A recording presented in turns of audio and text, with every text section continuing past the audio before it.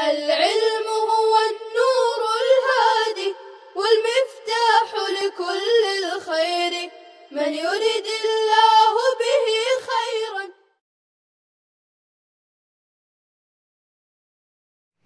الحمد لله رب العالمين والصلاة والسلام على سيد الأنبياء والمرسلين وعلى آله وأصحابه أجمعين أما بعد. بسم الله الرحمن الرحیم. وعقد الصرف ما وقع على جنس الاثمان، اور عقد صرف وہ ہے جو اثمان کی جنس پر واقع ہو. یعتبر فیہ قبض عوضیہ فی المجلس، اس میں مجلس میں اس کے دونوں عوضوں پر قبضہ کرنے کا اعتبار کیا جائے گا. وما سواہ مما فیہ الربا، اور سونے اور چاندی کے علاوہ ان چیزوں میں جن میں ربا پایا جاتا ہے. یعتبر فیہ التعین، اس میں تعین کا اعتبار کیا جائے گا. ولا یعتبر فیہ التقابض، اور اس میں قبضے کا اعتبار نہیں کیا جائے گا. عزیز طلبہ، اس عبارت میں مصنف علیہ الرحمہ عقد صرف کو بیان کر رہے ہیں، جس کا مستقل بیان باب الصرف میں آئے گا. پوری تفصیل تو انشاءاللہ آپ لوگ وہاں پڑھیں گے. یہاں صرف اتنا سمجھ لیجئے کہ جب سونے کو سونے کے عوض بیچا جائے، یا چاندی کو چاندی کے عوض بیچا جائے، یا سونے کو چاندی کے عوض بیچا جائے، تو ان تینوں صورتوں میں ادھار حرام ہے. پہلی دونوں صورتوں میں تو کمی بیشی اور ادھار دونوں حرام ہیں. سونے کو سونے کے عوض بیچا جائے تو سونے کا تقابل سونے سے ہو رہا ہے، ہم جنس ہونا پایا گیا، اور چونکہ دونوں وزنی ہے تو وزن کا ہونا بھی پایا گیا. معلوم یہ ہوا کہ سونے کو سونے سے بیچنا، چاندی کو چاندی سے بیچنا، ان دونوں صورتوں میں ربا کی دونوں علتیں جنس مع الوزن پائی گئی. اور آپ نے پڑھ لیا ہے وَإِذَا أُجِيدَ حَرُمَ التَّفَاضُلُ وَالنَّسَأُ، کہ جب علت ربا میں سے دونوں علتیں پائی جائیں تو تفاضل یعنی کمی بیشی بھی حرام ہے اور ادھار بھی حرام ہے. تیسری صورت میں جہاں چاندی کو سونے کے عوض بیچا جا رہا ہے، اس تیسری صورت میں چونکہ اختلاف جنس ہے، اس وجہ سے کمی بیشی تو جائز ہے لیکن ادھار حرام ہے. کیونکہ آپ نے پڑھ لیا ہے کہ جب ربا کی دونوں علتوں میں سے ایک مفقود ہو اور دوسری موجود ہو تو کمی بیشی تو جائز ہوتی ہے لیکن ادھار حرام ہوتا ہے. وَإِذَا أُجِيدَ أَحَدُهُمَا وَعَدِمَ الْآخَرُ حَلَّ التَّفَاضُلُ وَحَرُمَ النَّسَأُ، اور جب دونوں علتوں میں سے ایک علت پائی جائے اور دوسری علت معدوم ہو تو کمی بیشی جائز ہے، البتہ ادھار حرام ہے. معلوم یہ ہوا کہ عقد صرف کی ان تینوں صورتوں میں سونے کو سونے کے عوض بیچا جائے، چاندی کو چاندی کے عوض بیچا جائے، یا سونے کو چاندی کے عوض بیچا جائے، ان تینوں صورتوں کے اندر ادھار حرام ہے. ادھار کے حرام ہونے کی وجہ یہ ہے کہ عقد صرف میں جانبین میں تبادلہ اثمان کا ہوتا ہے. سونے اور چاندی یہ ثمن خلقی ہیں اور اثمان متعین کرنے سے متعین نہیں ہوتے ہیں. اس وجہ سے یہاں تعین کافی نہیں ہوگی بلکہ جانبین میں قبضہ ہوگا تو ہی جا کر عقد صحیح ہوگی، ورنہ صحیح نہیں ہوگی. البتہ اموال ربویہ میں سونے اور چاندی کے علاوہ وہ اشیاء جن میں ربا پایا جاتا ہے، جیسے گندم، نمک، جو اور کھجور، چونکہ یہ اشیاء کے قبیل سے ہیں اور اشیاء کو متعین کر دیا جائے تو وہ متعین ہو جایا کرتے ہیں، لہٰذا ان چیزوں کی تبادلے میں تعین ہی کافی ہوگی، قبضہ کوئی ضروری نہیں ہوگا. اسی بات کو مصنف علیہ الرحمہ نے بیان کیا وما سواہ مما فیہ الربا یعتبر فیہ التعین، یعنی تعین کا اعتبار کیا جائے گا، ولا یعتبر فیہ التقابض، اور اس میں قبضے کا اعتبار نہیں کیا جائے گا. دوسری عبارت ہے ولا یجوز بیع الحنطۃ بالدقیق ولا بالسویق، اور جائز نہیں ہے گندم کو آٹے کے عوض فروخت کرنا، اور نہ ہی جائز ہے گندم کو ستو کے عوض فروخت کرنا۔ وکذالک الدقیق بالسویق، اور اسی طرح جائز نہیں ہے آٹے کو ستو کے عوض فروخت کرنا۔ عزیز طلبہ، گندم، آٹا اور اسی طرح ستو، یہ تینوں کیلی اشیاء کے قبیل سے ہیں جن کو پیمانے میں ناپ کر دیا جاتا ہے۔ اگر کوئی شخص گندم کو آٹے کے عوض بیچے تو برابر سرابر بھی جائز نہیں ہے اور کمی بیشی بھی جائز نہیں ہے۔ سوال یہ ہوا کہ کمی بیشی جائز نہیں ہے، یہ تو سمجھ میں آ گیا، کیونکہ جب گندم کو آٹے کے عوض بیچا جائے گا تو دونوں ہم جنس ہیں اور کیل ہیں، کیلی شے ہیں، تو کیل مع الجنس ربا کی دونوں علتیں پائی گئی، اور جب ربا کی دونوں علتیں پائی جائیں تو کمی بیشی حرام ہوتی ہے۔ لہٰذا اگر کوئی شخص گندم کو آٹے کے عوض یا گندم کو ستو کے عوض یا آٹے کو ستو کے عوض کمی بیشی کے ساتھ میں بیچے تو عدم جواز کا جو حکم لگایا گیا یہ تو سمجھ میں آ گیا، کیونکہ یہ اموال ربویہ ہیں اور ربا کی دونوں علتیں پائی جا رہی ہے، ہم جنس ہونا بھی اور قدر یعنی کیل ہونا بھی، اس وجہ سے کمی بیشی ناجائز ہو رہی ہے، یہ بات تو سمجھ میں آ گئی۔ لیکن اگر کوئی شخص گندم کو آٹے کے عوض برابر سرابر بیچے یا گندم کو ستو کے عوض برابر سرابر بیچے یا آٹے کو ستو کے عوض برابر سرابر بیچے، تو ہم نے تو پڑھ لیا ہے کہ اموال ربویہ کو جب برابر سرابر کر کے بیچا جائے، مثلاً بمثل جاز البیع،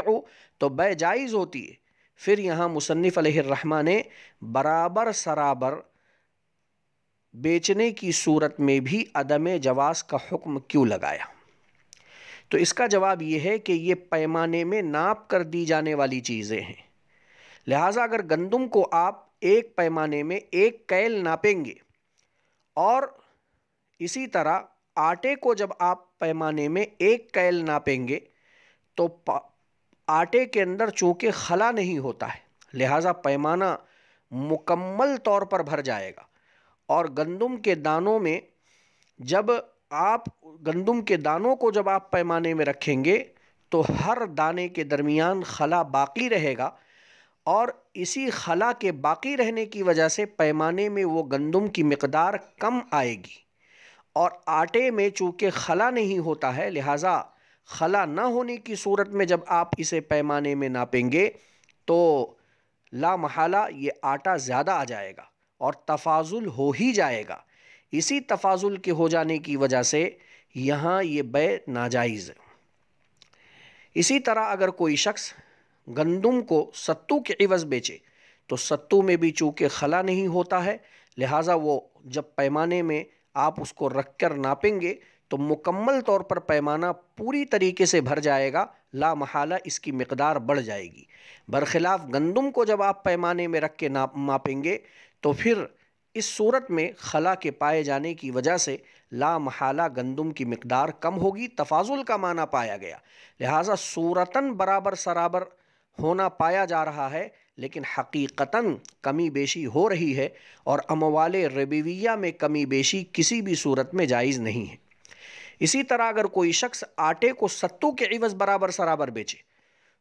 تو چونکہ ستو کو بھون لیا جاتا ہے، بھوننے کی وجہ سے اس میں دبنے کی صلاحیت پیدا ہو جاتی ہے، لہٰذا جب اس کو پیمانے میں رکھ کے ماپا جائے گا تو پھر وہ مکمل طور پر دب کر اپنی مقدار کو بڑھا لے گا، برخلاف آٹے کے کہ وہ بھنا ہوا نہیں رہتا ہے، کچا رہتا ہے، لہٰذا اس میں دبنے کی صلاحیت تو ہے لیکن ستو کے بنسبت دبنے کی صلاحیت کم ہے، لا محالہ اس کی مقدار پیمانے میں جا کر کم ہو جائے گی، لہٰذا یہاں پر بھی تفاضل کا معنی پایا گیا، اس لیے یہ بیع درست نہیں ہے۔ تو گندم کو آٹے کے عوض اگر کوئی برابر سرابر بیچے یا گندم کو ستو کے عوض اگر کوئی برابر سرابر بیچے یا آٹے کو ستو کے عوض اگر کوئی برابر سرابر بیچے تو صورتاً یعنی دکھنے کے اعتبار سے تو یہ برابری پائی جا رہی ہے، لیکن حقیقت کے اعتبار سے تفاضل پایا جا رہا ہے۔ اسی وجہ سے مصنف علیہ الرحمہ نے مطلقاً لا یجوز کہہ کر عدم جواز کا حکم لگا دیا کہ چاہے حقیقتاً کمی بیشی ہو تب بھی ناجائز، اور صورتاً برابر سرابر ہو لیکن حقیقتاً کمی بیشی ہو تب بھی یہ ناجائز۔ تیسرا متن وَيَجُوزُ بَيْعُ اللَّحْمِ بِالْحَيَوَانِ عِنْدَ أَبِي حَنِيفَةَ وَأَبِي يُوسُفَ رحمہم اللہ تعالی، اور جائز ہے گوشت کو جانور کے عوض فروخت کرنا حضرات شیخین رحمہم اللہ کے نزدیک۔ وقال محمد رحمہ اللہ تعالی لا يجوز، اور حضرت امام محمد رحمۃ اللہ علیہ فرماتے ہیں جائز نہیں ہے، حتی یکون اللحم اکثر مما فی الحیوان، یہاں تک کہ گوشت اس گوشت سے زیادہ ہو جو جانور میں موجود ہے، فیکون اللحم بمثلہ، چنانچہ گوشت گوشت کے عوض میں ہو جائے گا، والزیادۃ بالسقط، اور زیادتی جانور کے زائد اعضاء کے عوض ہو جائے گی۔ عزیز طلبہ، اس متن میں مصنف علیہ الرحمہ یہ مسئلہ بیان فرما رہے ہیں کہ اگر کوئی شخص گوشت کو زندہ جانور کے عوض فروخت کرنا چاہے جبکہ یہ ہم جنس ہوں، مثلا بکری کا گوشت زندہ بکری کے عوض فروخت کرنا چاہے تو حضرات شیخین رحمہم اللہ کے نزدیک یہ جائز ہے، کیونکہ گوشت وزنی ہے اور جانور عددی ہے،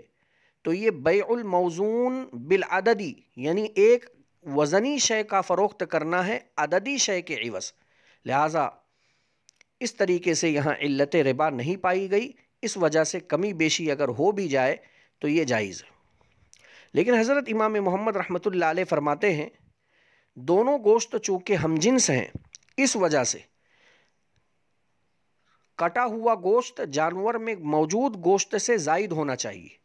مثلا جانور میں 20 کلو گوشت موجود ہے تو کٹا ہوا 25 کلو گوشت ہونا چاہیے، تاکہ کٹے ہوئے 20 کلو گوشت کا تبادلہ جانور میں موجود 20 کلو گوشت کے عوض ہو جائے، اور جو کٹا ہوا زائد 5 کلو گوشت ہے وہ جانور کے زائد اعضاء، مثلا اس کے پائے، اسی طرح اس کا سر وغیرہ، ان ساری چیزوں کے عوض میں ہو جائے۔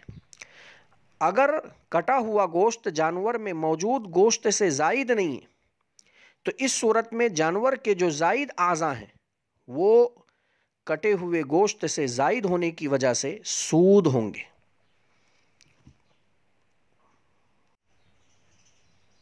عزیز طلبہ، اس مسئلے میں حضرات شیخین رحمہم اللہ کے قول پر فتویٰ ہے، کیونکہ کٹا ہوا گوشت وزنی ہے اور جانور عددی ہے، اس کو عدد کے اعتبار سے بیچا جاتا ہے، لہٰذا لحم موزونی ہوا اور حیوان عددی شمار ہوا۔ اس طرح ہم جنس ہونے کا معنی تو موجود ہے، لیکن ہم جنس کے ساتھ میں دونوں جانب میں وزن یا کیل نہیں پایا گیا، تو علت ربا یہاں مفقود ہے، اس وجہ سے کمی بیشی یہ جائز ہے۔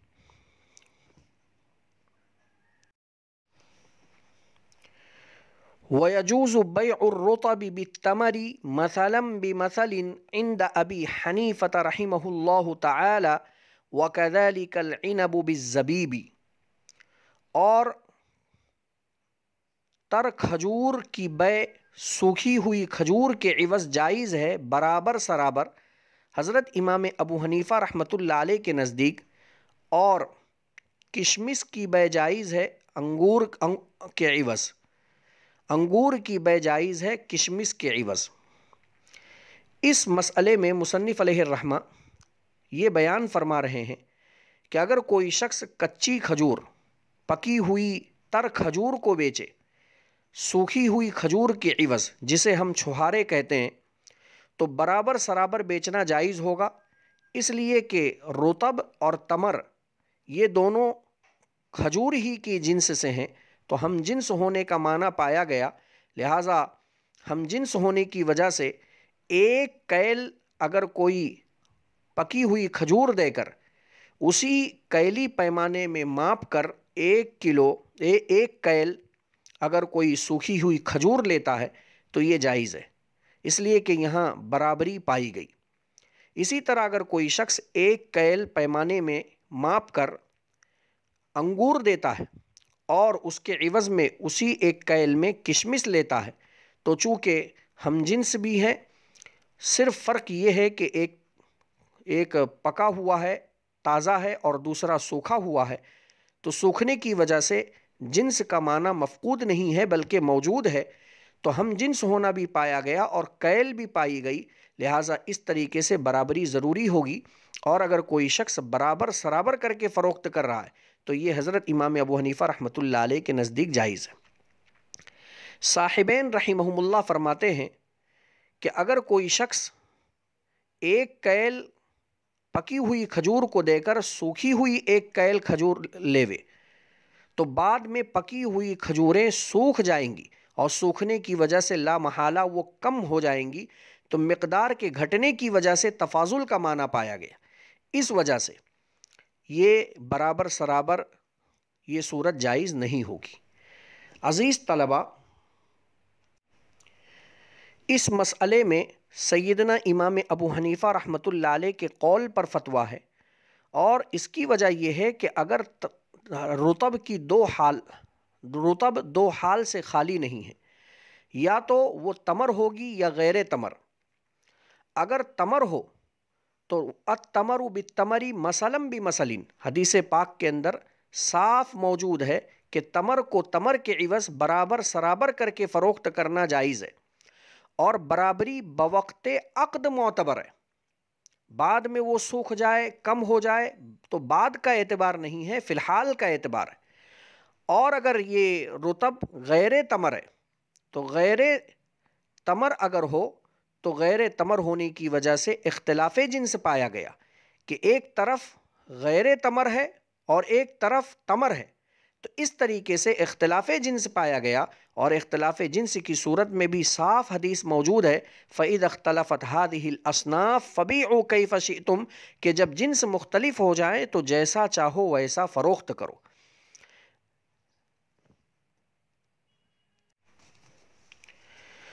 وَلَا يَجُوزُ بَيْعُ الزَّيْتُونِ بِالزَّيْتِ وَالسِّمْسِمِ بِالشَّيْرَجِ حَتَّى يَكُونَ الزَّيْتُ وَالشَّيْرَجُ أَكْثَرَ مِمَّا فِي الزَّيْتُونِ وَالسِّمْسِمِ فَيَكُونُ الدُّهْنُ بِمِثْلِهِ وَالزِّيَادَةُ بِالثَّجِيرَةِ۔ اور زیتون کے پھل کی بے جائز نہیں ہے زیتون کے تیل کے عوض، اور تل کے پھل کی بے جائز نہیں ہے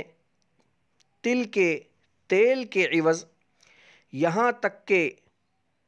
زیتون کا تیل اور تل کا تیل زیادہ ہو اس تیل سے جو زیتون اور تل کے پھل میں موجود ہے، چنانچہ تیل تیل کے مقابلے میں ہوگا اور زائد تیل کھلی کے بدلے میں ہوگا۔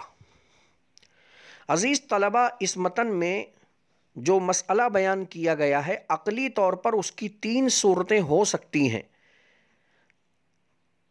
پہلی صورت مع الحکم، اگر زیتون یا تل کے پھل کو ان کے تیل کے بدلے فروخت کیا جائے اور زیتون اور تل کا خالص تیل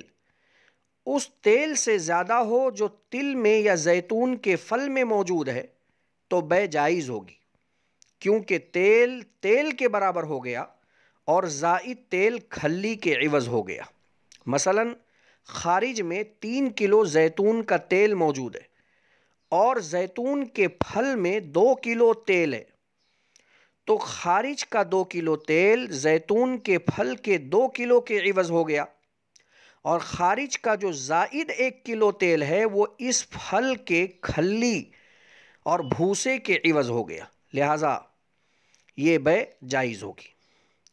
دوسری صورت، اگر خالص زیتون یا تل کا تیل پھل میں موجود تیل سے کم ہو تو بے جائز نہیں ہوگی، کیونکہ تیل وزنی ہے اور وزنی اشیاء میں برابری ضروری ہوتی ہے جو یہاں نہیں ہے۔ مثلا خارج میں 1.5 کلو تیل ہے اور پھل میں موجود تیل 2 کلو ہے، اب اگر اس کا تبادلہ ہوگا تو یہاں پھل میں موجود زائد آدھا کلو تیل ہے، اس کی وجہ سے تفاضل پایا جائے گا، اور ہم جنس مع الوزن ہو تو علت ربا میں سے دونوں علت پائی گئی، اس وجہ سے یہ تفاضل کمی بیشی جائز نہیں ہوگی۔ تیسری صورت، اگر خالص تیل زیتون یا تل میں موجود تیل کے برابر ہو تب بھی بیع جائز نہیں ہوگی، کیونکہ اگرچہ خالص تیل اور پھل میں موجود تیل میں برابری پائی گئی، لیکن ایک جانب کھلی ہے جو بلا عوض پائی جا رہی ہے، اور سود کی روح ہی یہی ہے کہ کسی جانب کسی فریق کو کوئی چیز بلا عوض مل جائے۔ عزیز طلبہ، مسئلے کی وضاحت کے بعد اس آخری متن پر یعنی ولا یجوز بیع الزیتون بالزیت پر ایک جدید مسئلے کا انطباق مع وجہ انطباق ہے۔ جڑے ہوئے زیور کا خالص زیور سے تبادلے کا حکم۔ بسا اوقات لوگ سونے اور چاندی کے زیورات جس میں نگینے اور جواہرات جڑے ہوئے ہوتے ہیں انہیں اسی جنس کے خالص سونے چاندی کے عوض تبادلہ کرتے ہیں، تو اس کے جائز ہونے کے لیے ضروری ہے کہ خالص سونے چاندی کی مقدار اس زیور سے زائد ہو جس میں نگینے وغیرہ جڑے ہوئے ہیں، تاکہ سونا سونے کے برابر ہو جائے اور زائد سونا نگینہ وغیرہ کے عوض ہو جائے۔ لیکن اگر دونوں جانب سونے چاندی کی مقدار برابر ہو یا خالص سونا نگینے والے سونے سے کم ہو تو بیع شرعاً جائز نہیں ہوگی۔ عزیز طلبہ، اس عصری مسئلے کو مصنف رحمۃ اللہ علیہ کے متن ولا یجوز بیع الزیتون بالزیت الی آخرہ پر منطبق کرنے سے پہلے ایک فقہی ضابطے کا جاننا ضروری ہے تاکہ انطباق سہل ہو جائے، اور وہ یہ ہے کہ ہر وہ چیز جس کے کھلی کی بھی قیمت آتی ہو اس کو اس کے مغز کے عوض بیچا جائے تو ضروری ہے کہ وہ مغز اس چیز میں موجود مغز سے مقدار میں زیادہ ہو تاکہ زیادتی کھلی کے عوض آ جائے، ورنہ بیچنا جائز نہیں ہوگا، سود ہو جائے گا۔ جیسے زیتون کو زیتون کے تیل کے عوض اور تل کے پھل کو تل کے تیل کے عوض بیچنا۔ ذکر کردہ ضابطے کی روشنی میں یہ بات واضح ہو گئی کہ نگینہ والے زیور میں جو نگینہ ہے اس کی بھی قیمت ہوتی ہے۔ اب اگر زیور والے سونے کو خالص سونے کے عوض بیچا جائے تو اس میں بھی بیع کے جائز ہونے کے لیے یہ شرط ہوگی کہ خالص سونا نگینے والے زیور کے سونے سے زیادہ ہو تاکہ سونا سونے کے برابر ہو جائے اور زائد سونا نگینے کے عوض ہو جائے، ورنہ سود ہونے کی وجہ سے بیع جائز نہیں ہوگی، کیونکہ سود کی روح یہی ہے کہ کسی جانب کسی فریق کو کوئی چیز بلا عوض مل جائے۔ اکتفی علی ھذا، انشاءاللہ آئندہ بحث دوسری مجلس میں کی جائے گی۔ السلام علیکم ورحمۃ اللہ وبرکاتہ۔ السلام عليكم. لا تنسوا الاعجاب بالفيديو والاشتراك في القناة تشجيعا لنا لنستمر بنشر المزيد إن شاء الله.